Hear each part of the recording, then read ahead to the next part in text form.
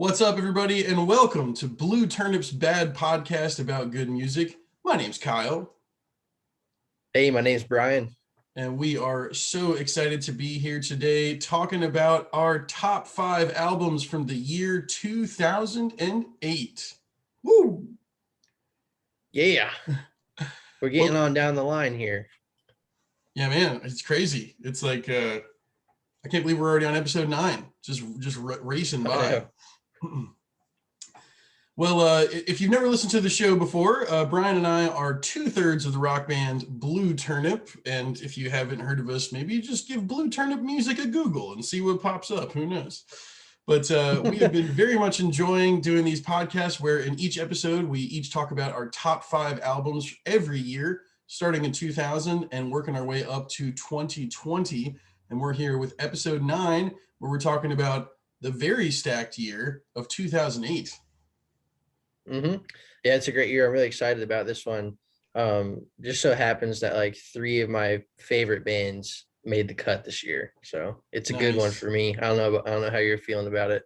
I've got a lot. I was just counting through. I think I've got 13 honorable mentions to zip through today. So this is quite a stacked So it's year. a good one. Yeah.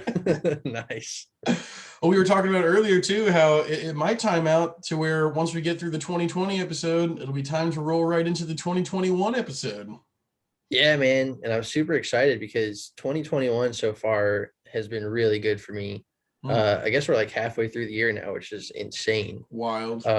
But I've seen this trend like for the last few years, like 2019 through 2021, where I feel like music is on an upward trend again. Whereas like popular music wasn't so good for a while, and now it's getting good again. So I'm excited for the future. Very nice. Yeah, glad to hear it. Yeah, I've had one album that's come out earlier this year that I liked pretty dang well. Honestly, I haven't kept up that much because I've been doing so much research for these podcasts. But there's 3 or 4 albums that are all coming out in the next like 3 or 4 months that I'm real excited about. So I'm looking forward Nice. to some new tunes that are coming out the next 2 or 3 months. Yeah, man. Same here. And sometimes like if it's a band that you love, you just know it's gonna crack the top 10 or the top 5 or whatever. Oh yeah. So yeah, getting pre-psyched. Well, we always like to start off the show with a little segment before we get into the countdown portion. So later in the episode, we will be counting down our top 5 albums from 2008. But Brian had the idea in our last episode that we should talk about some band names and decide definitively, once and for all, if those band names are cool or dumb. And Brian, I think you had a good name for this segment. Yeah, it's called Cool or Dumb. That's right. we're joking about it because it's a 2-man vote. Like it's just we're gonna decide if it's cool or dumb. So if there's like a split vote, we gotta really work together to find the answer. It's like that party game. Would you rather? It's like we gotta Yeah. like it's got to be a consensus. And you can't just split the vote. Yeah, exactly. And like we haven't discussed these yet. Like we've know which bands we've picked. But this is the first time we're gonna be deciding if they're cool or not cool. So Yeah, on the fly, should be a good time. authentic decision making for the fans. Yeah.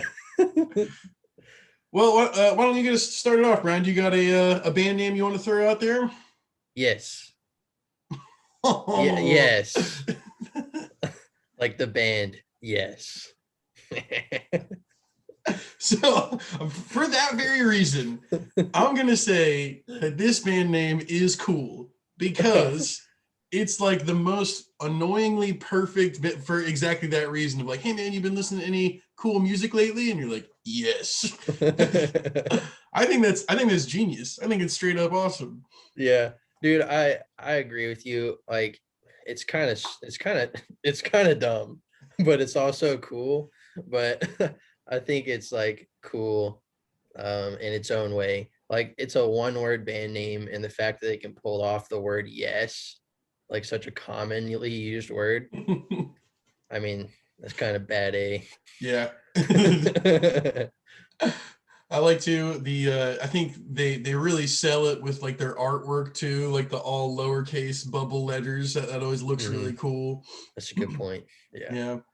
So yes, it's Yes, cool. it's cool. You were talking about earlier, like one of the hardest things about this challenge is sort of separating the name from the band itself. You want to talk about that a Right. little bit?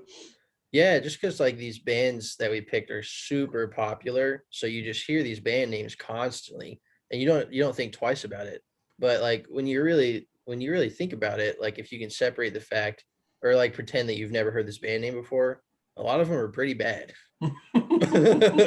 But you're just so used to hearing it that it sounds normal and it sounds cool. Yeah. So yeah, it's kind of crazy. Yeah, it really is. I know, even like with a band like Yes, that it's a one word and it's a word that's so commonly used. It's like my brain almost doesn't even treat that word like the normal English response. Yes, it's like it's a whole different category of word when I use it that way. It's like there's no Uh-huh. connection. Yeah, But yeah, which is another reason why it's cool. I mean, it's like magic. They pulled it off. it really is the special one. So Yeah, very cool. That was getting the very cool. very cool. 2 thumbs up. So speaking of really popular bands, that it's very difficult to separate the name from the band itself, the Beatles. And I won't put my decision out there yet because I'm not even sure I've decided, to be totally honest. But there's two things going on with this band title or this band name. There's a music pun, which is always like, it's we got the word beat, BEAT, like the beat of the drum in there. Mm. And then if you take the pun away and just talk about what the word is, the Beatles, it's like a Beatles not cool. A group of Beatles is not like, whoa, look how cool that group of Beatles is. So I don't know. I'll toss it over to you. What do you think about the Beatles? Yeah, like the way you spell it out makes it sound really really stupid. And it's so hard, like we were just saying, it's so hard to separate the fact that like this is the freaking Beatles, just because you're so used to hearing it. But like when you say it that way, like the pun's kind of cheesy. And I always think of bands like the Turtles, like that's another one that comes to mind. And these bands are like some of the first big bands coming up, and you just feel like they could have done a better job. Mm. There are so many words available to use, and like bands today have such limited options because so many things have been taken, and like the biggest rock band in the world is the Beatles, so it's kind of funny. That's an amazing point. They had it all at their disposal. Like Yeah. it was nothing but, and yeah, the best they came up with was just like a bunch, like a stack of animals, like sitting in your front yard over there. A stack of animals. That's great. So I don't know. What do you think? Just the band. This is of course just the band name, not the band itself. The Beatles, cool or dumb, Brian? Dude, I'm leaning towards dumb on this one, honestly. I think if we're just talking about the name and we separate it from the band, I think I got to say dumb as well. It's like hard to say It that. really is. It Yeah. feels bad. Like I feel my belly hurts now. Yeah. Yeah, people need to know it's just like collectively one of our favorite bands of all time. So no Oh yeah, disrespect. none whatsoever. Just when they were smoking weed and coming up with this name, it maybe wasn't the best name ever. Yeah. That's great. Uh What you uh, got next? What you got next for us, man? all right, so this one, I'm going emo here. Like this is when all the big emo bands are coming out in the early 2000s. Bullet for My Valentine. What do you think? What are your thoughts just like off the top of your head? I know. Again like separating from the band. Like bullet. That's cool. Bullet's a cool word. Bullet for my Valentine. It's deep. I want to say that's pretty cool. I want to say off the bat, I kind of like that. It definitely like puts a picture in your mind of like what kind of band they're going to be, and when you listen to them, it matches that really well. Okay, yeah. Yeah, I don't know. What do you think? You got thoughts about this one? I think it's a cool like collection of words, like you said, but I think it's like a better movie title than like a band name. Oh, That's kind of what it I was thinking. I don't does. It know. sounds like a James Bond movie or something. Yeah, it's just kind of a weird band name. Mm. Bullet for My Valentine. I don't know, or like a poem or something like that. I don't know. I don't know if it like works. My thoughts were like, yeah, it's cool, but does it work as a band name? I don't know. Mm. So I'm kind of torn on this one, honestly. That's true, because sometimes too, if it's a longer band name, you can like mush it down to just like the first letters. But even if you say like Yeah. BFMV, it's like that's not cool. Yeah. Boof. Or like band names that have a lot of words, people like cut it down to like the first word. Doesn't Uh-huh. work for this one either. Like, yeah, Bullet. man, I got tickets to go see Bullet. Actually, Bullet's kind of sweet. It is kind of. That's what I was thinking. Like that very first word, it's like, oh, all right, and then as it goes Yeah. on, you're like, it's Yeah. going on for kind of a long time. Hmm. I'll defer to you, man. I'm really waffly on this one. I see the coolness in it, but I also see kind of the annoyingness in it as well. Yeah. I'm gonna give this one a thumbs down. All right, I'll Yeah. follow. I'll follow along with you. I don't feel strongly one way or the other, so All I right. think I can get on board with the dumb train for sure. All right, sweet. Nice. So far, so good. Yeah. Well, my first three are older groups, and I tried to go sort of semi chronological. So next one I got is Rolling Stones. The Rolling Stones. What do you think Yeah. about that one? Rolling Stones, gotta do the separation thing. Um, the thing about their band name that makes it extra hard too is their logo. Because when you Mm, hear the Rolling Stones, I just like immediately think of that. The Rolling Stones. It's cooler than the Beatles, I think. yeah, I agree. Yeah. I think Uh, the like talking about Bullet for My Valentine being just like a cool combination of words. I think Rolling Stones is a really good combination of words. You get that vowel, the Rolling Stones, like yeah. it flows very nice.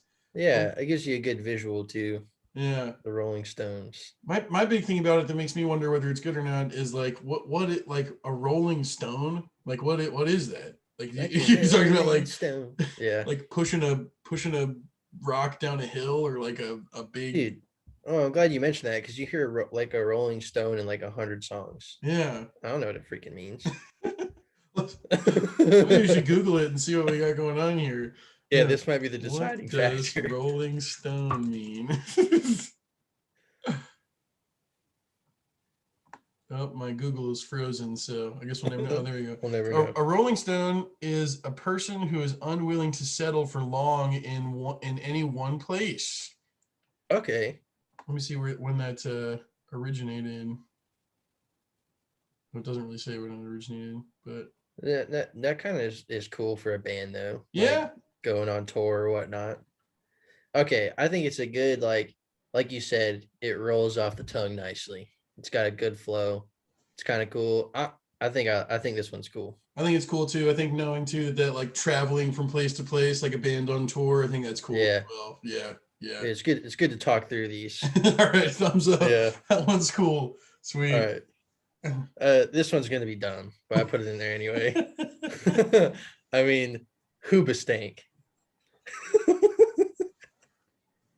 Like nobody thinks that's cool, It right? sounds, it sounds like to me that like when I hear a band name like this, it sounds like the group was just like fighting and fighting, fighting over what the band name should be, and eventually somebody was just like, if we can't agree, we should just name it something really dumb like Hoobastank, and they're all like, Yeah. fine, whatever.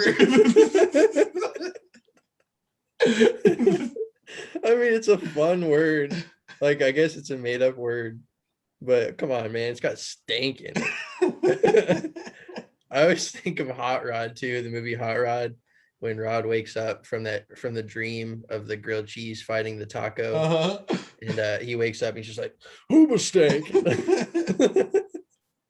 So it's just like a dumb word, and it makes me think of funny things. So I it's got to be dumb, right? It's yeah, it's dumb for sure. But like you said, Yeah. I'm glad it's around because that like that Yeah. Hot Rod joke is really good, and Comedy Bang Bang, which we love, that one with the radio DJ Forsythia, when she's like listing all these scenarios of people calling in and making requests to play love songs, and she's every single time she's like, I'd probably go with Hoobastank.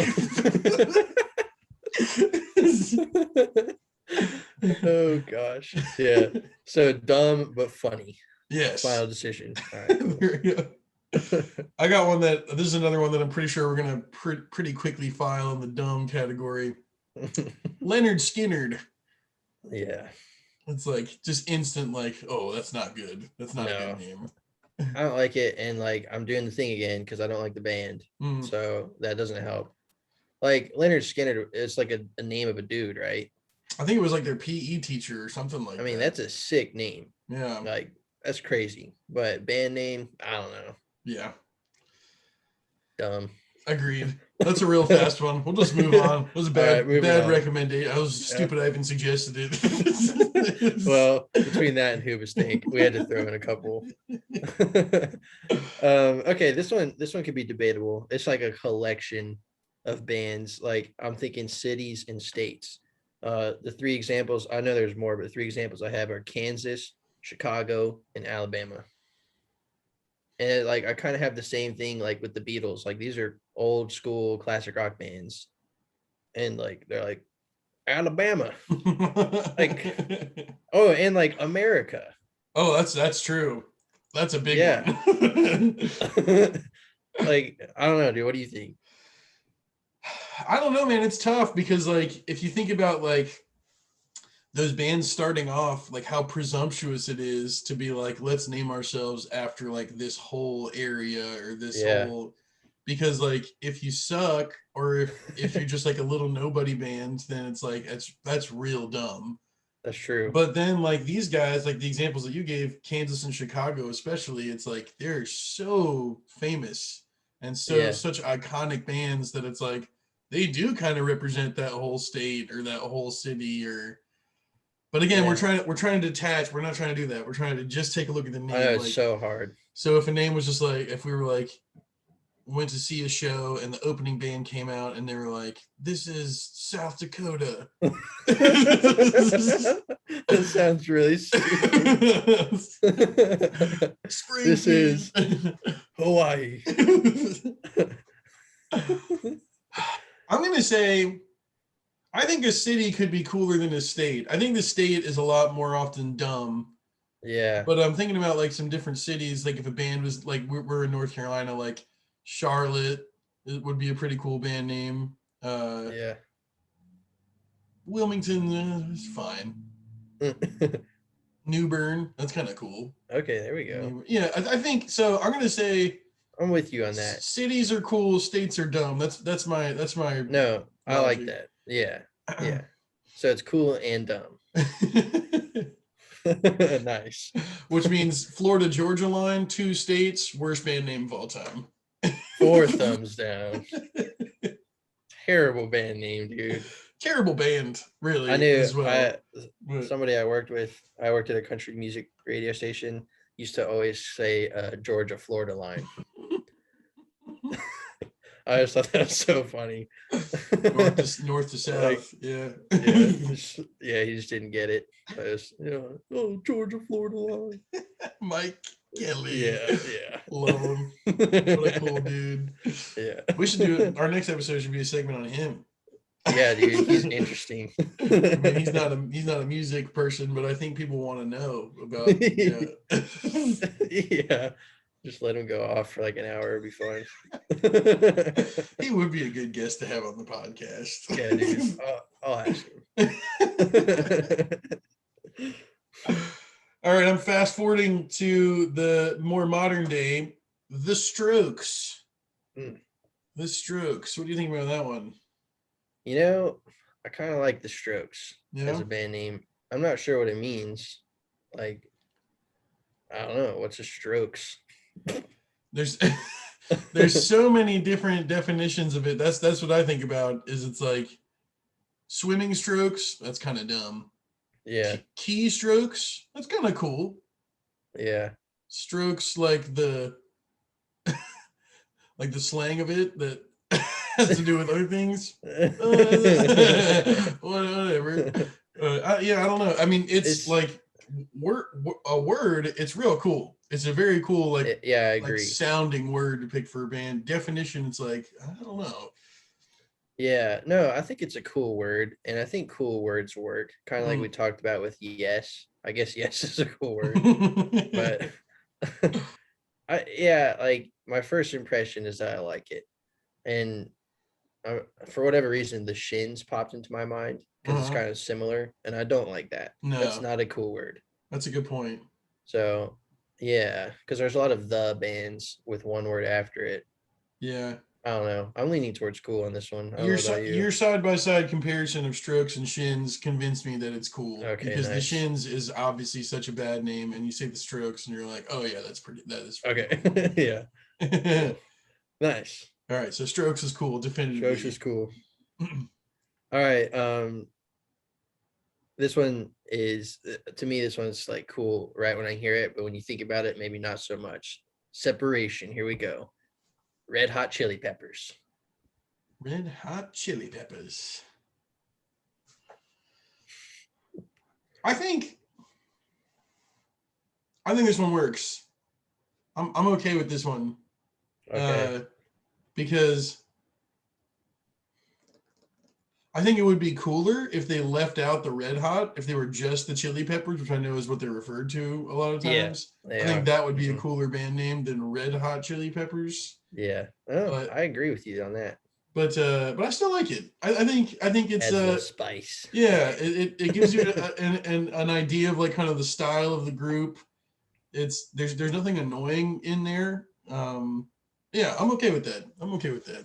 Yeah, it's a cool collection of words. I mean, like when you think of chili peppers, you think of hot. Whoa, red hot. It's already in the name. Yeah, I think it's cool. I mean, Sweet. come on, man. Chili peppers. They picked a good. They picked a good pepper. Like Yeah. if it was the red hot habanero peppers. Uh-oh. Red Hot Serrano peppers. Oh no. That would be like a cover band name. Like cover bands like change like one word. That would be that. Yeah. The white hot chili peppers. Red hot peppercini peppers. Yeah. Uh, okay, All right. cool. So Cool. Red That Hot was Chili cool. Peppers is cool. So we just got one left. So just to recap what we got, we said yes is cool. Cool. The Beatles, just the name, not the band. The Beatles, the name is not cool. Uh, or dumb. Sorry, cool or dumb. Yeah. Beatles, Cool or dumb. dumb? Bullet for My Valentine. What did we say on that one again? Dumb. We Dumb. said That's dumb. right. I Yeah. was like, again. So Bullet for My Valentine, dumb. Rolling Stones, cool. Hoobastank, dumb. Leonard Skinner, dumb. Bands named after cities, cool. Bands named after states, dumb. The Strokes, cool. Red Hot Chili Peppers, cool. And the last one I've got here is Vampire Weekend. What do you think? What do you think about that one? Okay, I did a good job with the separation issue that time. Vampire Weekend. That's so silly. I mean, come on.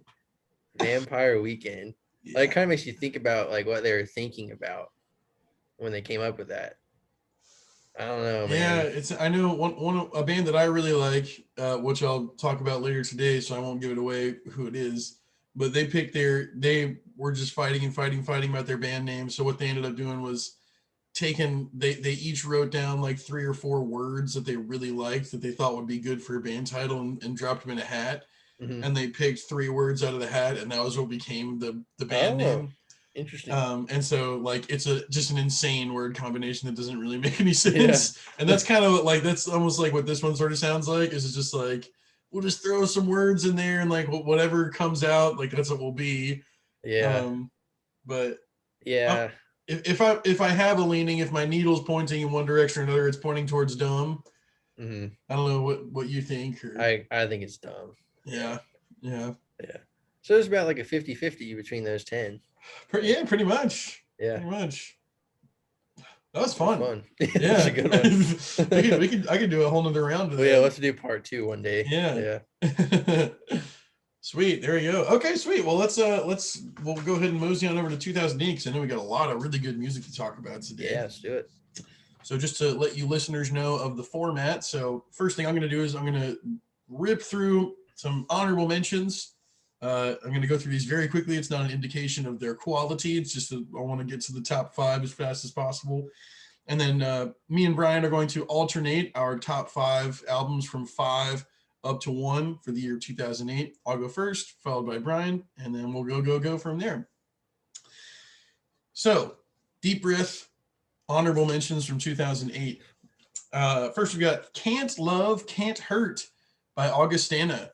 I just listened to this the other day when I was driving to the beach. Like such an awesome, just like happy rock album that you just want to put on and listen to.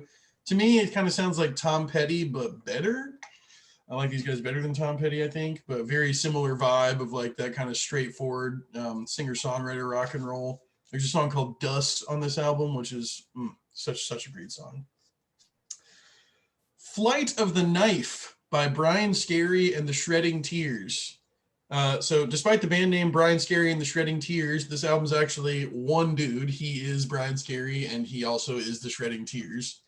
And the only reason it's an honorable mention and not on my top 5 is because there's a few songs that are just like a little too much for my ears, because some of the songs are very, very busy. But the ones that, there's like 6 or 7 songs on here that don't overwhelm, and they're outrageous. They're like masterpiece works of art of just like the power pop format and all his arrangements and background vocals and little bits. So Flight of the Knife by Brian Scary and the Shredding Tears, the very first song, Flight of the Knife Part 1, it absolutely blew me away. The first time I heard it, like my jaw dropped. I was like, this is so cool.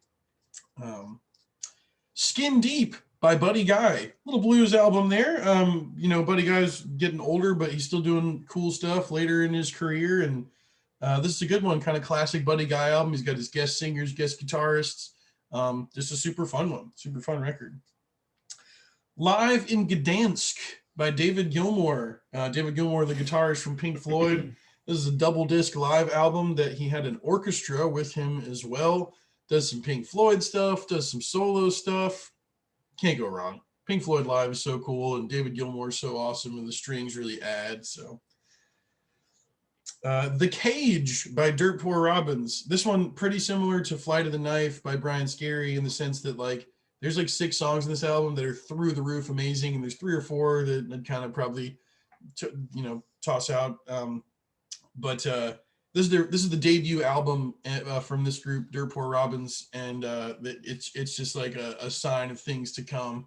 Some really, really amazing songs on there. Super, super cool. A guy we talked about last time, Electric Arguments by The Firemen, which is Paul McCartney's musical alter ego. Very strange little album here that kind of ranges from some straight up rock and roll tunes to some kind of electronic-y stuff to some like reimagined English folk tunes. And it's kind of like very strange all over the place, but it kind of works. And it's pretty cool to hear that sort of weird side of Paul McCartney, especially since he's so plugged into the pop music most of the time, which is not a bad thing. He's obviously like the master of pop music. Yeah, I'm racing through these, Brian, but do you have anything you want to say about any of those so far? Dude, The Fireman is one of those albums, like when I had an iPod and like put on shuffle, it would come on and I'd be like, this is cool. I have no idea who this is. Run over and look, and it was Paul McCartney. So yeah, it's really weird. And like to the point where I didn't even recognize it was him a few times. Yeah. But I always liked that one. Yeah, awesome. Man. Sweet. All right. Oh, this is one that I know we both really like. The debut album from Flight of the Conchords came out in 2008. Nice. It's mostly music that goes along with season 1 of the show, which is possibly one of the best single seasons of comedy TV of all time. Season 1 of Flight of the Conchords is so good. Yeah, Brent and Jermaine, can't go wrong. They're awesome. Dude, yeah, like one of the best shows ever made, and like just some of the funniest songs, like comedy songs ever. And I'm not sure which songs are on the first one, but those guys, they get me every time. And like their songs you can listen to over and over again, and they're still funny every time. That's what's special about them, because so many times comedy songs, they're really funny at first, and then you hear them a few times, and the sheen kind of wears off. And like, it's almost the opposite with Flight of the Conchords. Like sometimes you hear a song and be like, yeah, that's kind of funny. And then the more you listen to it, the more you like it and realize how funny it is. Oh yeah. And they do different styles so well. I mean, they I have know. some like most of it's like that kind of folky stuff, but they also like get into like the electronic and the pop and the grooves and the it's really fun.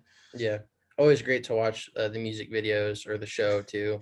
It Oh adds yeah. so much. Yeah, Yeah, or them live too is so funny as that's well. true. They're Yeah. awesome. Yeah. They're awesome. Nice one, man. Another live album, Where the Light Is by John Mayer. This is, only John Mayer would do something like this. So it's basically a 3-band concert where he is all of the bands. Like he opens for himself as just sort of like a solo acoustic guitar act, and then the blues trio comes out and plays a set, and then the full band comes out and plays a set at the end. Um, and the first set, him by himself, and the last set with the full band are especially really, really cool. John Mayer's a guy where I really like some of his songs. I super, super respect him as a guitarist, incredibly talented, but his studio stuff doesn't really do it for me. So I really like the live stuff, but not really as drawn to his studio stuff. So the Right. live ones always stand out to me. Cool.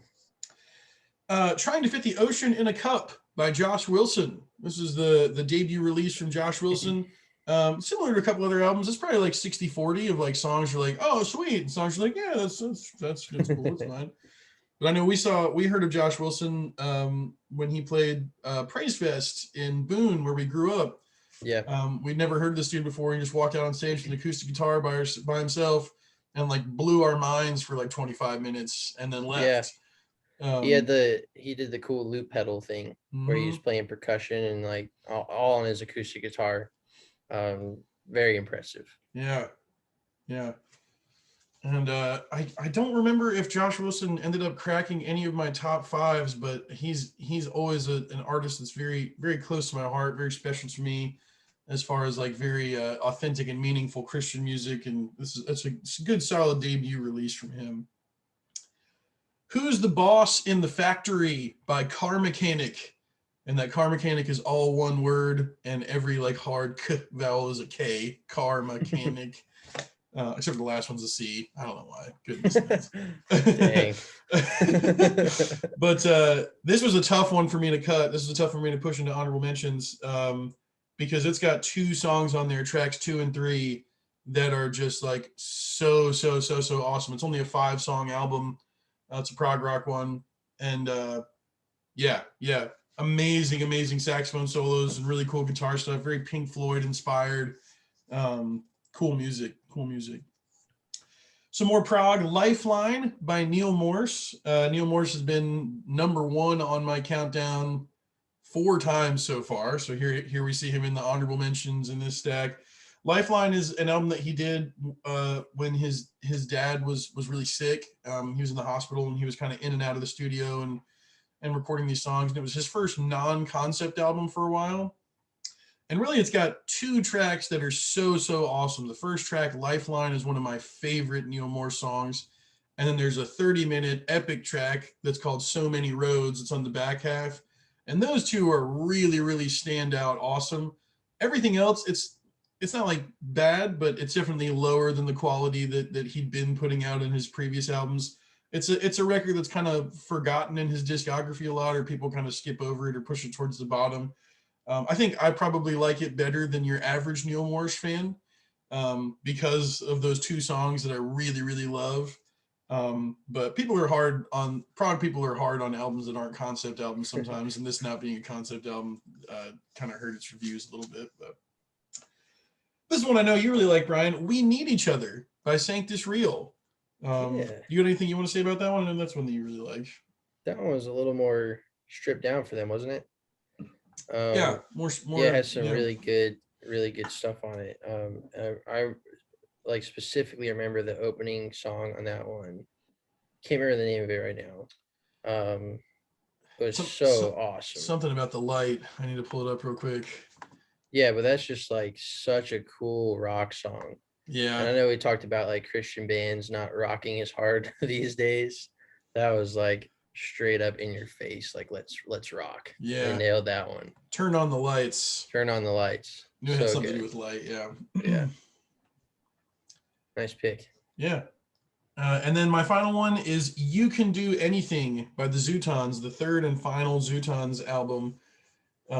We both talked about the first Zootons album was on our countdown for 2004. And this is their last one in 2008. Middle one's okay. Middle one's kind of like the first one, but just like not quite as good. And this one is very different. They really did kind of a more straightforward rock and roll release. They changed their production so it sounds a little bit different. And it works. I think they realized that the second album was maybe a little bit stale compared to the first, so they did some revamping and reworking and came out with a real nice album. I'm right there with you. I would rank them first, third, second in that order. So yeah. And there's some gems on the second one, but just like in terms of, do you want to listen to it from start to finish? The second one, probably not. Probably don't want to go all the way through that one. But. True that. All right. Whew, got through the honorable mentions there. Let's get into the meat. Let's do it. All right. So I'll kick it off. So my number 5 album from 2008 is I Will Go by Starfield. This is the one album that I listened to leading up to this podcast. It's actually on my top 5. So this is the one that I'm probably the freshest with right now. This is the last Starfield album that's on my countdowns. I've talked about them a couple times before. They were an honorable mention with their first album, and then their 2006 album, Beauty and the Broken, was my number 1 for that year. I think that's the greatest worship album ever made. And this release, I Will Go, this is their second best release, is the one they followed that one up with. And like you talked about with like Christian music rocking, this is some rockin' worship music. Like they really did not pull any punches with this one. And a lot of the songs have some like kind of extended jams at the end, where they got some guitar riffs and some like improvised lyrics and stuff over top, which is really cool. And there's some real gems on this one. They do a cover of the Hillsong song Hosanna that's like really awesome. They've got track 6 or 7, All We Need, such a great riff, a great rock and roll worship song. From the Corners of the Earth, Holy Is Our God. It's definitely a little bit front loaded, but front loaded like well over half. Like the first 6 or 7, like the first 7 of the 10 are really good, and then maybe the last 3, 8, 9, and 10 drag on a little bit, but 1 through 7 is pretty much like nonstop, one rolling right into the next, and just like really good. Yeah, dude, songs. I'm with you on that. I got the track list pulled up, and I think this one's kind of special for me.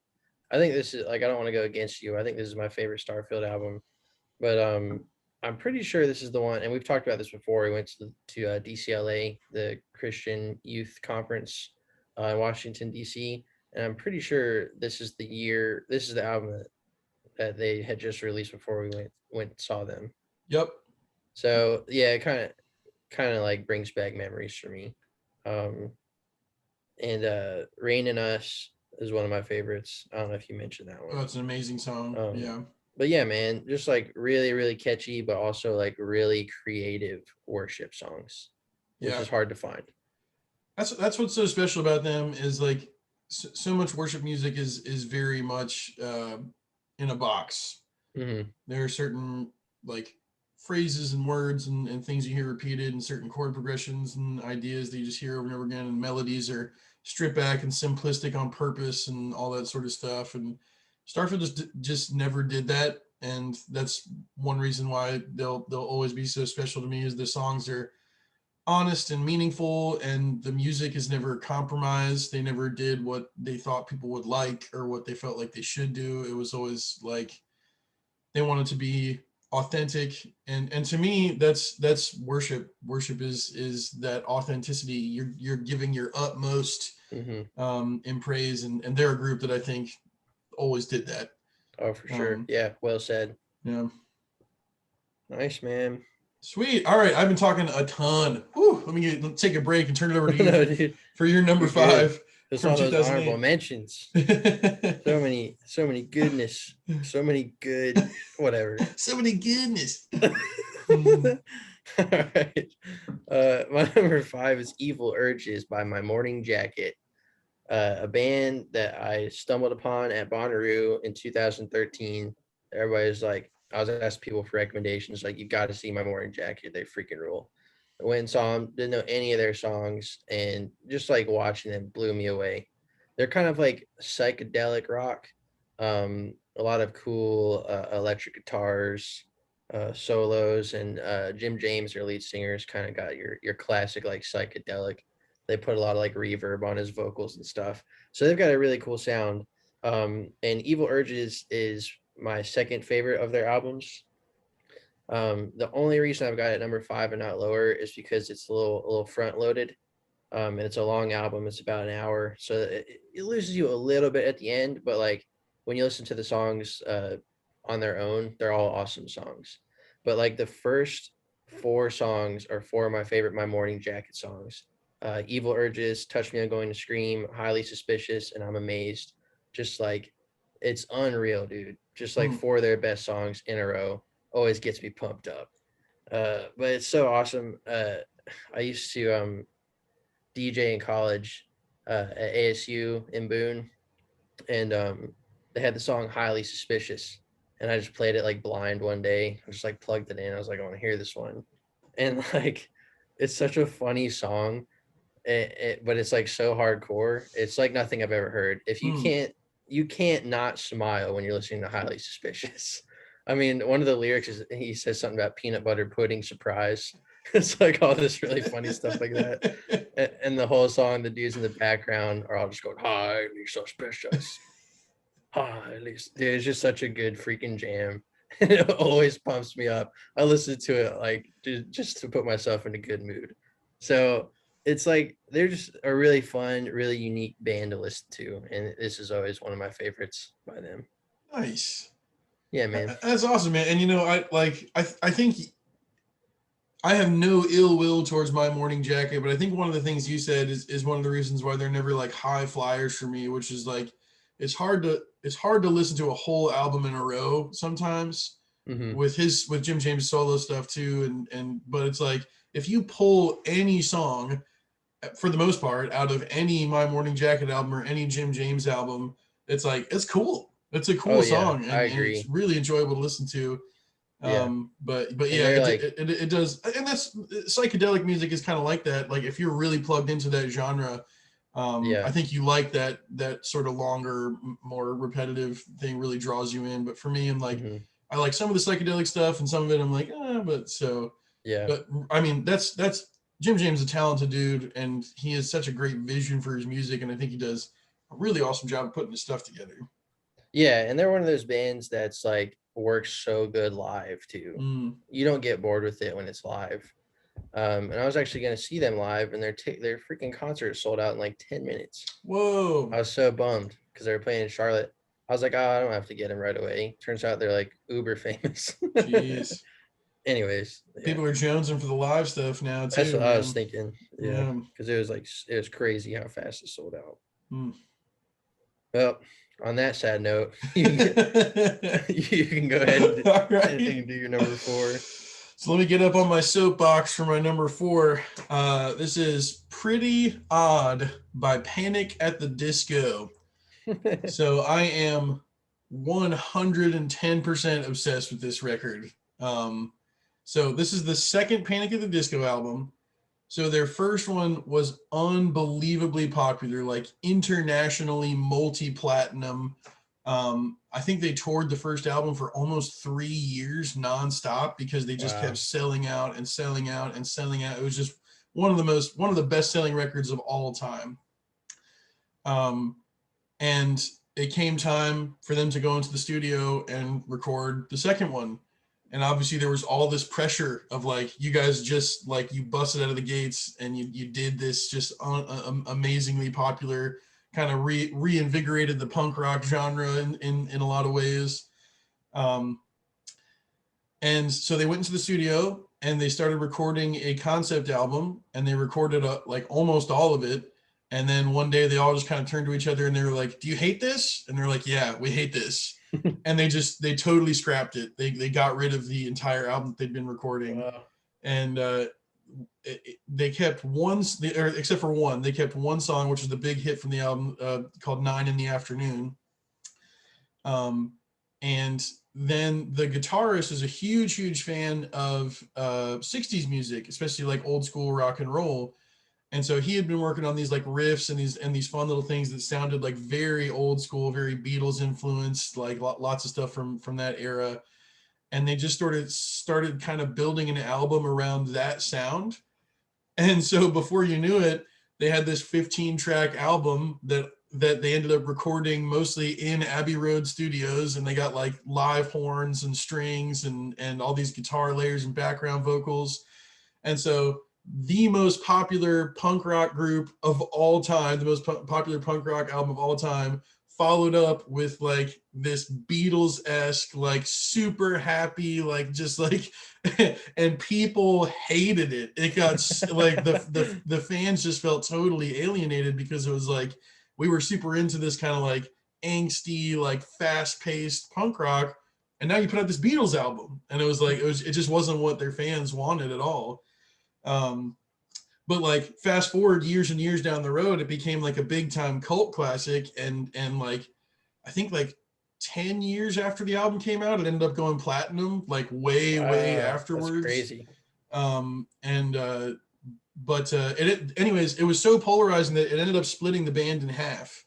While they were on tour for the album, they started fighting because the guitarist and the bass player, they really liked the new sound and they really wanted to keep going with that. And the singer and the drummer, they like were kind of at odds with like, hey, we kind of miss when like people really liked what we were doing. They really liked the, and so anyways, so the singer and the drummer stayed as Panic at the Disco, and the guitarist and the bass player left and did their own thing, which was unfortunately very short lived.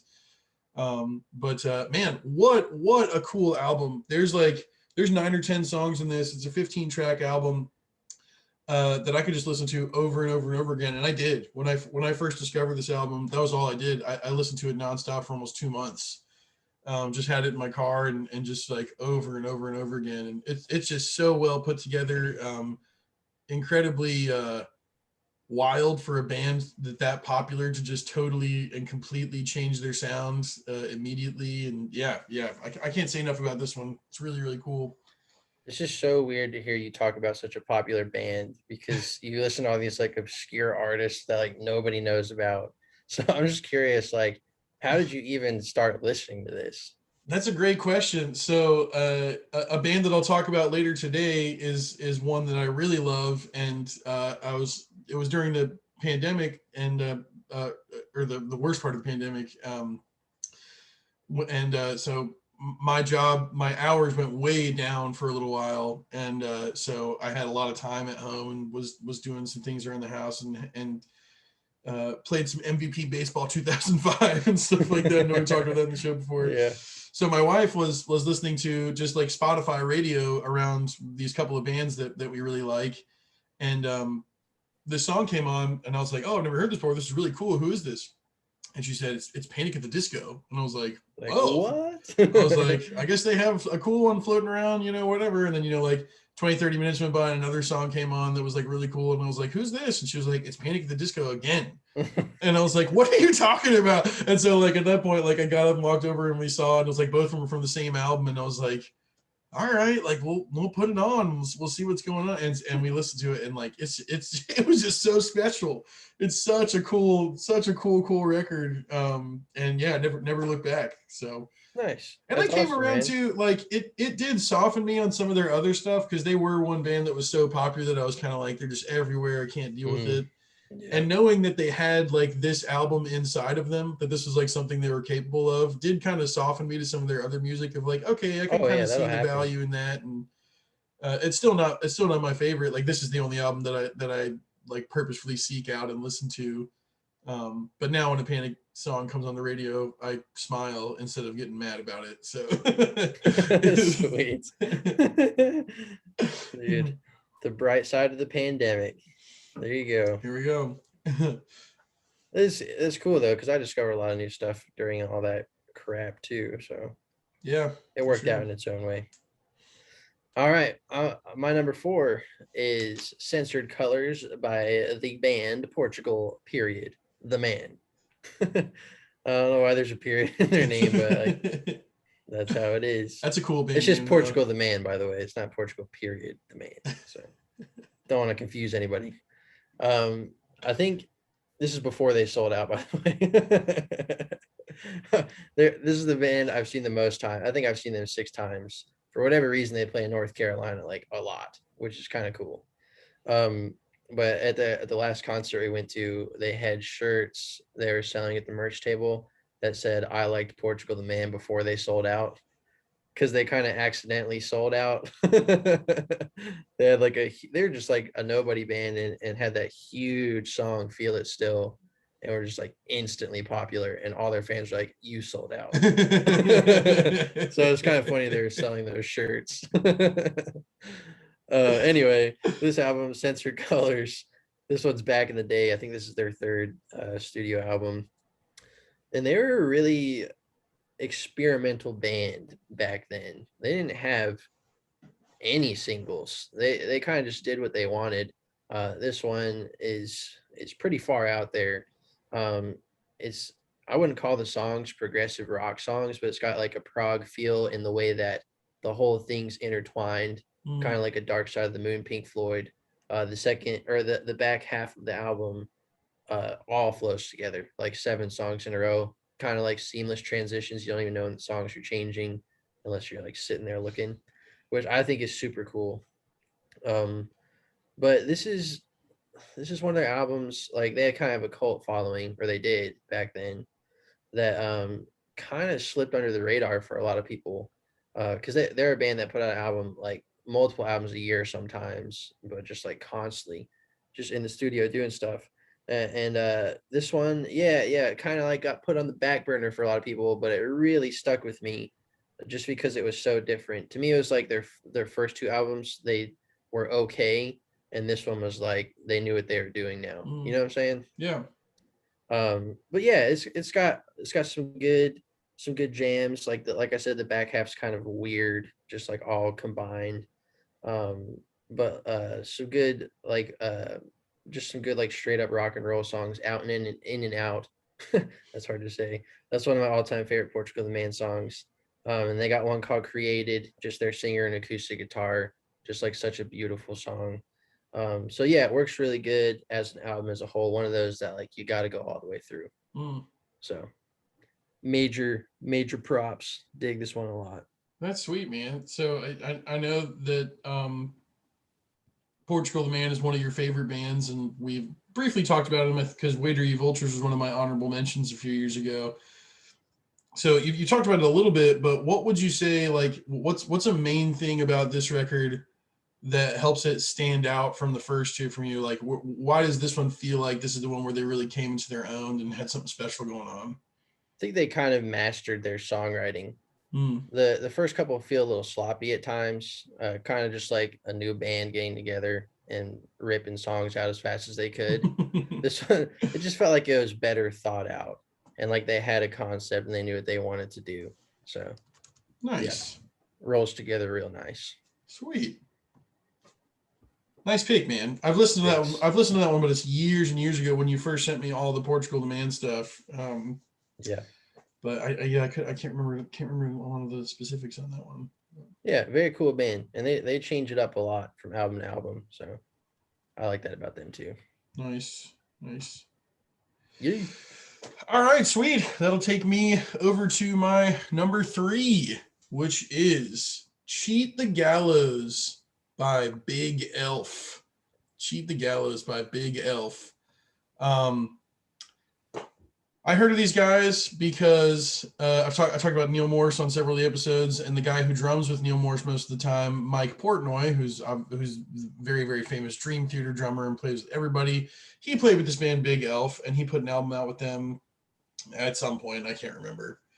And so I listened to the one that Portnoy played on, and I was like, oh, like this is okay. Like I kind of like the sound. Like maybe I'll like an earlier album better.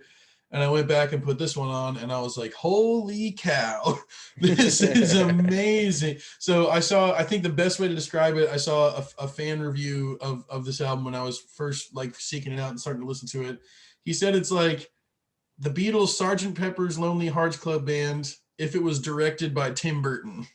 And I think that's like a perfect thing, because like there's definitely Beatles influence in there, but there's also like Ozzy Osbourne influence and Muse influence and like some heavier stuff from the metal era, and some of the newer metal like Muse was doing at that time period and stuff. And the first two songs just like kick the door down. Like the very first song, Gravest Show on Earth, it's like it's hard to describe what this album sounds like, because I know I've given it to you, Brian.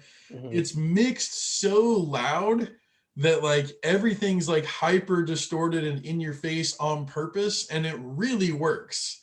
Nice. It's like everything is just so pushed to the front, like and it like I don't know any album that sounds like this, and I can understand how it might be off-putting to some people because it's non-stop for the whole record. But the like you were saying about Portugal the Man, like the songs on here are just so cool. The first two, Gravest Show on Earth, flows right into Blackball, the second song, and then the third song, Money It's Pure Evil, is like full blown like Pink Floyd Beatles mashup classic. No Parachute, The Game, both great. The last song on the album, Counting Sheep, it's like 11 minutes, and it's so cool. It like goes back and forth between like really heavy and really goofy. It ends with this almost like big band ragtime thing. It's been like this huge building metal thing for like 3 minutes, and then all of a sudden it just goes into like it's just like, so like they have a lot of fun with it, and there's lots of like changes and cool stuff. And but yeah, this is such a good album. If you're willing to listen to some heavier stuff and some stuff that's mixed a little different and sounds a little different, yeah, this one's awesome. Yeah, I remember you sending this to me, and I always thought it was kind of like an evil circus or like an evil carnival. Yeah, you know what that's I'm a really good way to put it. Yeah, because it's got like those really dark sounds, but like in a weird way, you can tell they're like having a fun time. So that's kind of what I always thought about. That's a perfect description. Yeah, like an evil carnival. Yeah, that's exactly what it's like. Yep. That's hilarious. Cool. Sweet, man. What you got for your number 3? My number 3 is your number 2, correct? Oh, that's right. So we can talk about this one together. It'll be fun. Yeah. So We See the Shore by Seabird. And everybody's probably like, who the heck is Seabird? I don't know. They're a Christian band, right? Uh-huh. Okay. Like I don't know much about them, but I know their albums so well. They're on a Christian label. Like it's not like worship stuff, but they are Christians. Yeah. Yeah, kind of like Switchfoot or something like that. Yeah, that's a pretty good comparison. Yeah, or maybe like Civil Twilight even could be a pretty good comparison. Yeah. Anyways, this album is like borderline like perfection. Every song is so catchy. It's unreal. I mean, you can listen to this whole album and just like sing along with the whole thing. It's insane. And it's so hard to do that and not get bored. Like it's one of my favorite albums. It's like, I don't know, man. It's just like they've got this sound. It's a good, unique sound, and it just makes you wanna sing along. Yeah. I mean, they have it in one of their songs, "Sing Until Your Heart Hurts and Then Sing Some More." And what's the one too? They have another one too. It's like, we don't really care what you think about our stupid songs. We just hope by the end that you'll all be singing along. Yeah. I think they kind of have it right in there. Yeah. So the singer has such a unique voice too. Yeah, that always stands out for me. And a great, I mean, like sometimes unique voice means like, oh, like he's not really that good of a singer, but he has a unique voice and he's a super talented singer. Yeah. So these guys, we were seeing Jars of Clay in Asheville. and the opening band was Seabird. And we didn't even listen to a song before we went. It's like, whatever. And so they came out, and the very first song they played is the very last song on the album, Till We See the Shore. And it starts off with almost those like kind of haunting minor chords. And he says, like, I promise with my life I will bite my tongue and I won't say a word until the listening's done. And you're kind of like, oh, like, dang, like this is pretty Let's cool. go. And I mean, like you said, they were touring this album, and every single song on this album for the most part is really, really, really good. So they played for like a half an hour, and it was just like slamming song after slamming song after slamming song. And we were right up on the front row. I can't remember how we got up there that fast, but like I remember they played Black and Blue, that first song, so awesome. And Rescue, which is like kind of the big hit, big poppy rock song on that one. Mhm. Cottonmouth, oh, Cottonmouth is so freaking good. It's awesome. Yeah, it's just like a sometimes bands that are piano driven can like run to like you may not want to listen to an album all the way through. And we've talked about some really awesome piano driven artists that are not like that, like Ben Folds, Sarah Bareilles, and Seabird. This is right in that category too, or very different style of music from both those artists, but piano driven stuff that is very. I mean, this album has a really strong sound. I don't want to say like varied, because it's really not. It's very honed to what they were trying to do. But Mhm. like you said, you don't get bored, and every song flows very well into the next, and they're Yeah. so singable, and you learn them really fast. And yeah, it's great music. It's like almost every song could be a single, which is crazy.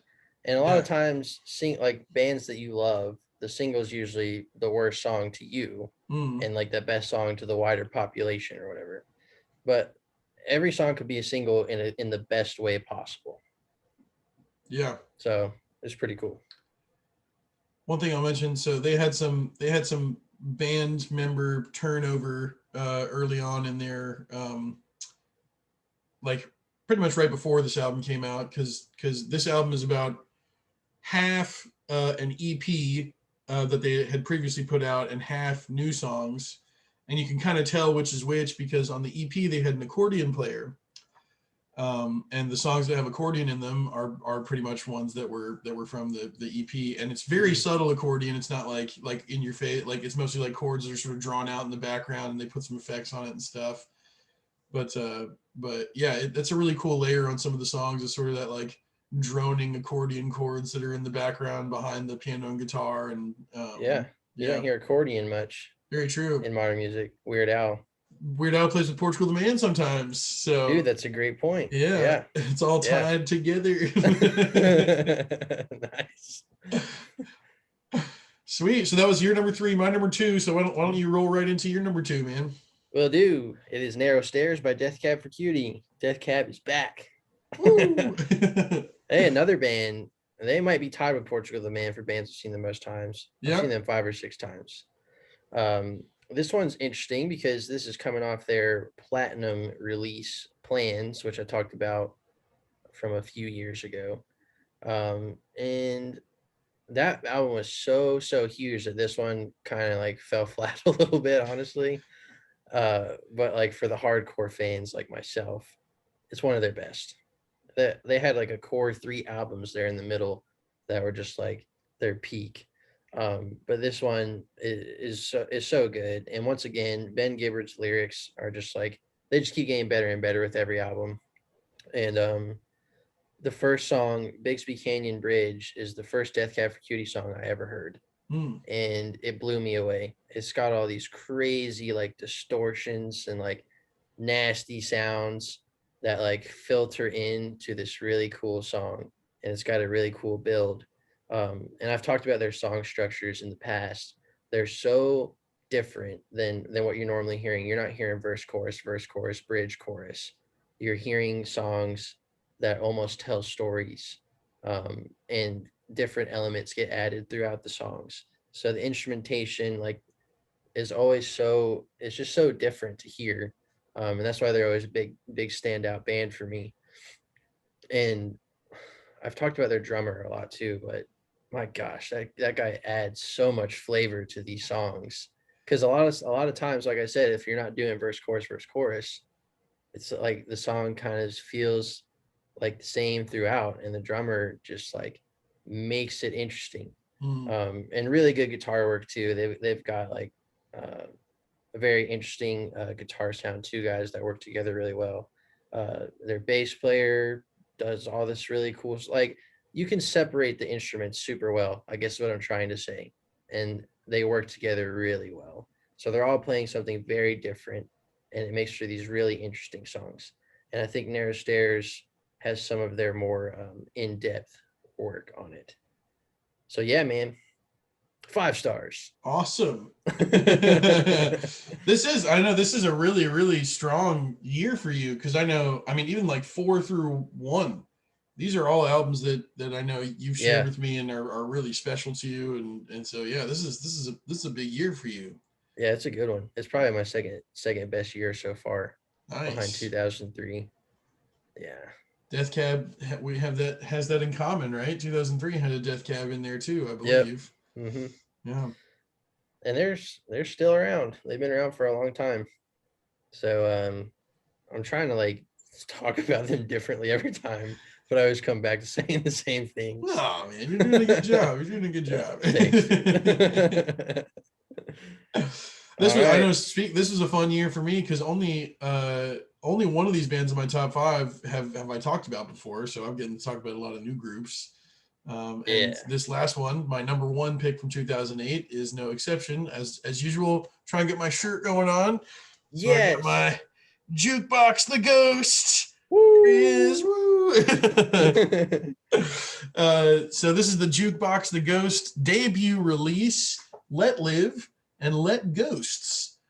And I teased, this was the teaser that I did in the last episode. This is probably my favorite album that has been released since 2007.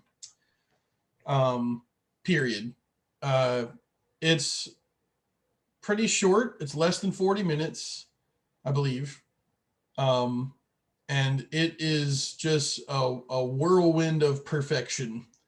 So basically,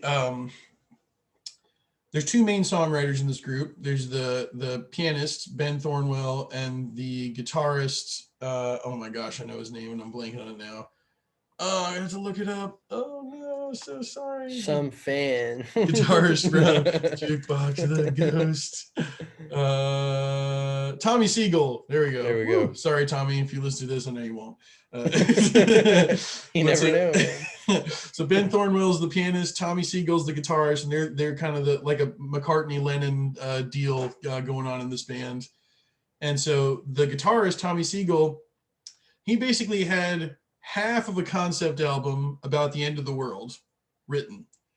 And the pianist Ben Thornwell had a bunch of songs that were all like love songs. And so what this album is like a 50-50 mix of love songs interspersed with the end of the world. And it works so well because it's kind of like you get these little glimpses of like the world's falling apart and everything's terrible, and like the end of days is here. And then the very next song will be like, I'm sad because like I had this bad experience with like this girl that I like. And like it's like such a good picture of like us as humans, where it's Yeah. like the world is falling apart and what we really really care about is our own relationships and kind of like what's going on and like in our vicinity and in our hearts. And um but the songs are amazing. They're both really really good singers and songwriters, and Ben Thornwell is like a legitimate like virtuoso classical pianist, and it shows through in so much of his playing that like he fits those like classical things right into these like power pop rock songs. But it's not like they're definitely not progressive rock. You'd never throw them into that category, but like those elements of his playing are there. And such amazing background vocals because the 2 guys sing so well together. And the lyrics of this album are amazing.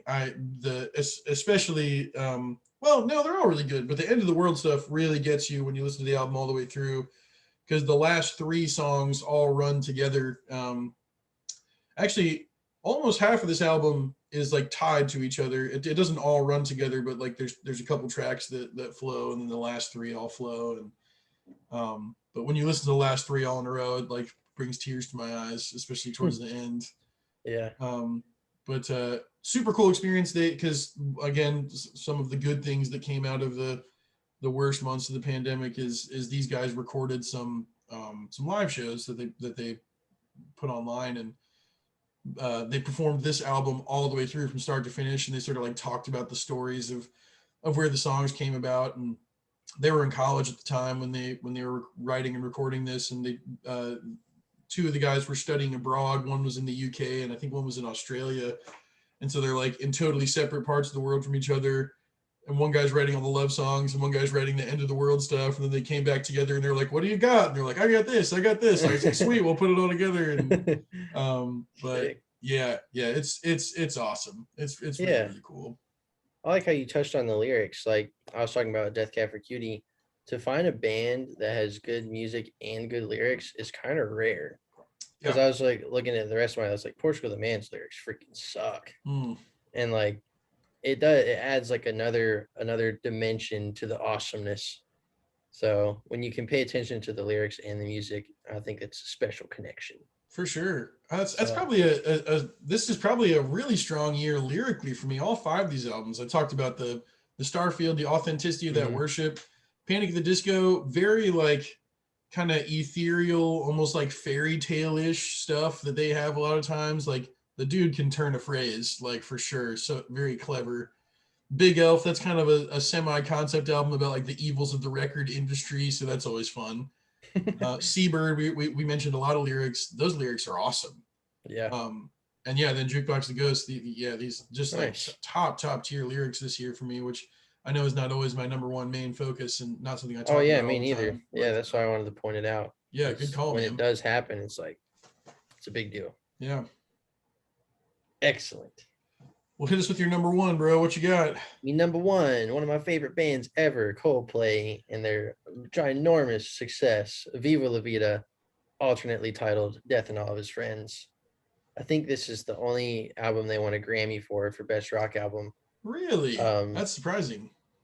yeah, isn't that crazy? Yeah, They've it been really nominated is. a lot, but Mm, they won for this one. nice. They deserved it. The thing that I really like about this album, this is one of their first like huge change ups in sound. Brian Eno produced this one, and it's after Chris Martin kind of walked away from the band, let the band do their own thing, came back, and they kind of pieced this all together. But the thing I really like about this is like it's a true album. So it's got like the intro, and you hear the intro is the same as the outro. So it's got kind of that sound that all flows together. And every song just like works together so well. Like you can tell they like purposely made these songs all fit together so great. Mm, And they had tons of songs from this session. They actually turned the ones they didn't use into an EP called Prospects March, just because they didn't fit the mold as well. So they really like were meticulous about which songs they picked to make the final cut. So as a whole, as an album, it works together awesome. And like you got to listen to it as a whole, because when you listen to the songs separately, they're not the best Coldplay songs, if that makes any sense. But like collectively, it's so awesome. But with that being said, this is very interesting to me because a lot of times albums will be top heavy to get your listeners engaged, like your singles are on top and all that stuff. To me, the B side of this album is like on another level. mm. Like the last five songs, five of my all-time favorite Coldplay songs, goes Yes, into Viva La Vida, into Violet Hill, into Strawberry Swing, into Death and All of His Friends. Dude, what an experience. Mm. Death and All of His Friends might be my favorite all-time Coldplay song. Wow. So powerful.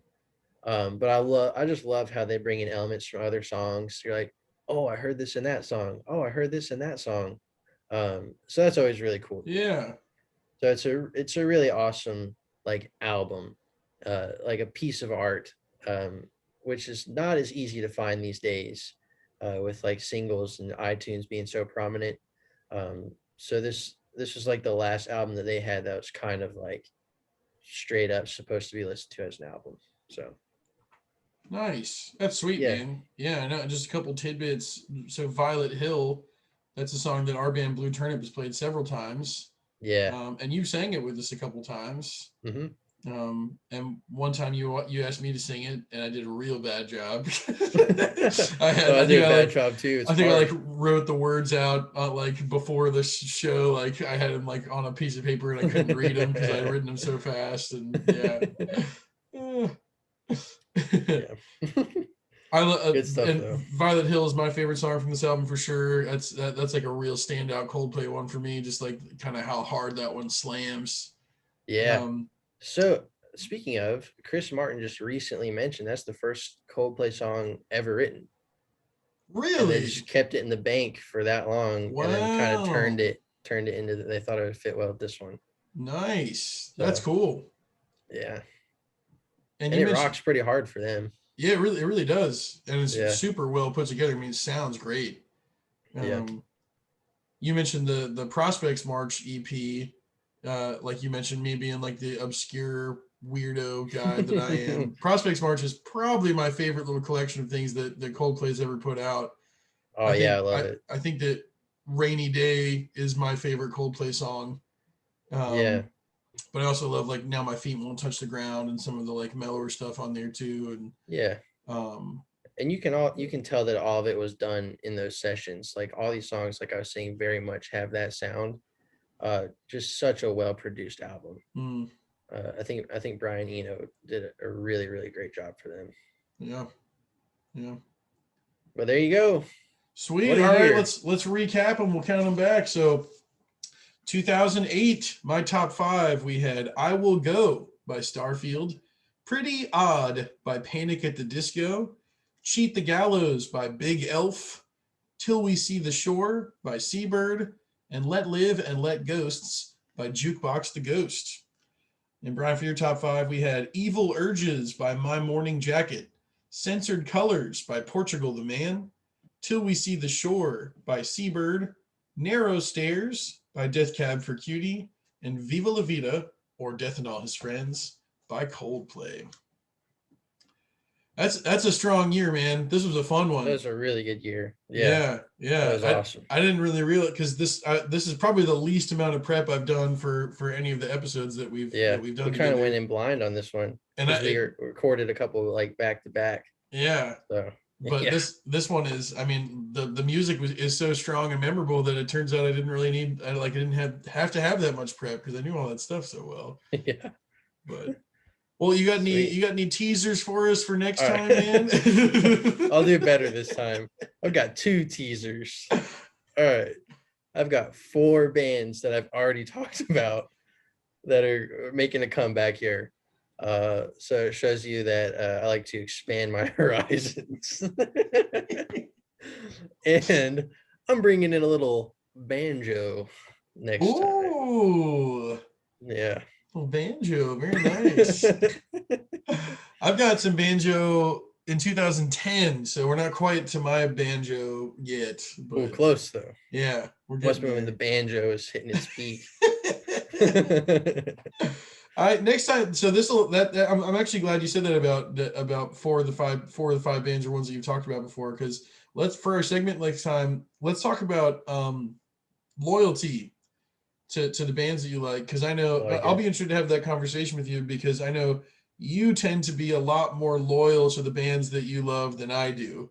I'm very quick to be like that album sucks, like I'll toss it away and never listen to it ever again. Ah, And yeah, yeah. It's a good yeah, point. I think that'll be a fun thing for us to talk about, kind of our different perspectives on like how we follow the bands that we follow, especially the ones that have been around for a long time. Like you talked about Death Cab for Cutie and Coldplay today. Those are two Yeah. bands that have been around for a very long That's a time. really good idea because Coldplay will be a fun one to talk about. Yeah. Yeah. Sweet. All right. So next time you Nice. can tune in and we'll talk about loyalty as fans to the bands that we love. And I guess my little teaser is I've got an album from a North Carolina group from the Chapel Hill area for any of our North Carolina Hey, listeners out there. That's in my number 2 slot next time. That they have not cracked my top 5 before. And similar to Brian, 3 of these 5 coming up from 2009 have been in my top 5 before, and 4 of the 5 have at least been an honorable mention that we've talked about before. So lots of loyalty in 2009. Lots of repeat groups for both of us. That's cool. yeah, I have to think of some new things to talk about. Well, thanks so much for tuning in. This has been Blue Turnip's Bad Podcast about good music, episode 9 of our 2000 through 2020 album countdown, where we talked about our 2008. Tune in next time. We'll talk about some band loyalty as from the fan perspective, and we will count down our top 5 albums from the year 2009. We're almost into a new decade. Yes, sounds good, man. Can't wait. All right, guys, signing off. Thanks for listening.